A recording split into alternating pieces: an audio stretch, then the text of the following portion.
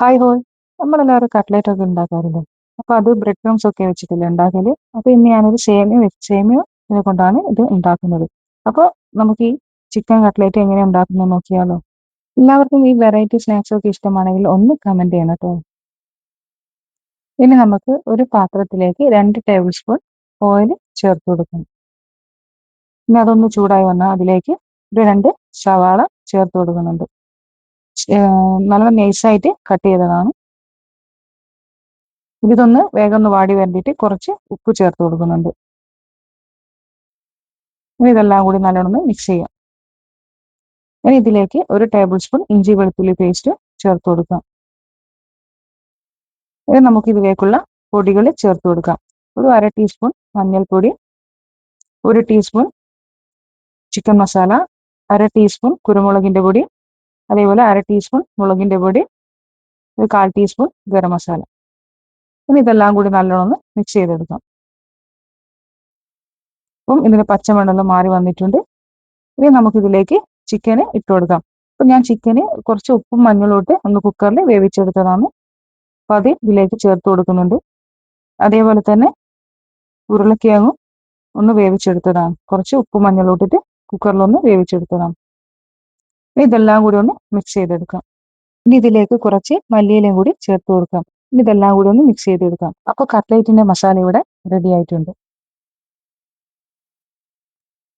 ഇനി നമുക്ക് വേണ്ടത് സേമിയാണ്. ഇത് വളരെ നൈസായിട്ടുള്ള സേമിയാണ്. അപ്പോൾ അത് വളരെ ചെറുതായിട്ട് നമുക്കൊന്ന് പൊടിച്ചെടുക്കാം. നല്ല തരിതരിയോടെ പൊടിച്ചെടുത്തിട്ടുണ്ട്. കൈകൊണ്ട് തന്നെ നമുക്ക് പൊടിച്ചെടുക്കാം. ഞാനിവിടെ ഒരു 1/2 കപ്പ് മൈദ എടുക്കുന്നുണ്ട്. നമ്മൾ മുട്ടയിലല്ലേ ഈ കട്ട്ലേറ്റ് ഉണ്ടാക്കുക. അപ്പോൾ അതിന് പകരം ഇതിന് മൈദയാണ് എടുക്കുന്നത്.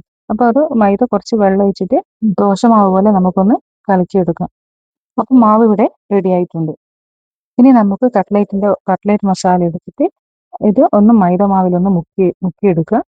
എന്നിട്ട് പിന്നെ ഈ സേമിയത്തിലൊന്ന് കോട്ട് ചെയ്ത് കൊടുക്കുക. അപ്പം മൈദ മാവിൽ നല്ലോണം മുക്കിയെടുക്കുക. ഇനി സേമിയ ഇതിന്റെ മേലെ ഒന്ന് ഇട്ട് കൊടുത്തിട്ട് കോട്ട് ചെയ്തെടുക്കുക. അതേപോലെ വീഡിയോ എല്ലാം എല്ലാവർക്കും ഇഷ്ടപ്പെട്ടിട്ടുണ്ടെങ്കിൽ ഒന്ന് കമന്റ് ചെയ്യണേ.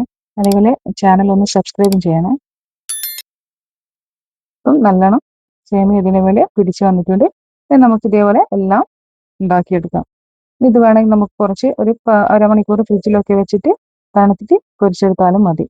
അപ്പോൾ അതിനായി ഒരു ചീനച്ചട്ടിയിലേക്ക് കുറച്ച് ഓയിൽ ഒഴിച്ചു കൊടുത്തിട്ടുണ്ട്.